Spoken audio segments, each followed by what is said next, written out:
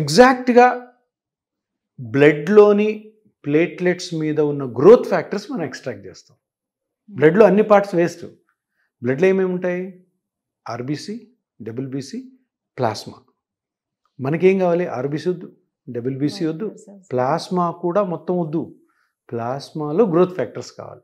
ప్లాస్మాలో platelets ఉంటాయి, platelets మీద growth factors ఉంటాయి.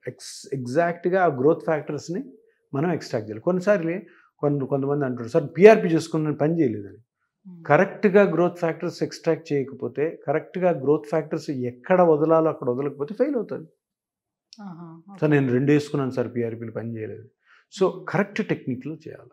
ఏదో సింపుల్ ఇంజెక్షన్. అంటే ఇదే కాకుండా ఎలాంటి వారిలో పనిచేయదు, కొన్ని ఎలాంటి కండిషన్స్ ఉండే వాళ్ళలో కూడా పనిచేయకుండా ఉంటుంది. అంటే ఒకటి టెక్నిక్, ఒకటి కరెక్ట్ టెక్నిక్తో చేయాలి. చేస్తే కరెక్ట్గా స్కానింగ్ చేసుకొని ఏ పార్ట్ డ్యామేజ్ అయిందో ఆ డ్యామేజ్ని కనుక్కొని దాని మెజర్మెంట్స్ తీసుకొని అది పేషెంట్కి ఎక్స్ప్లెయిన్ చేసి కరెక్ట్ టెక్నిక్తో మనం పీఆర్పీని ఎక్స్ట్రాక్ట్ చేసి అక్కడ ఇంజెక్ట్ చేస్తే అవుతుంది. ఇది ఒకటి.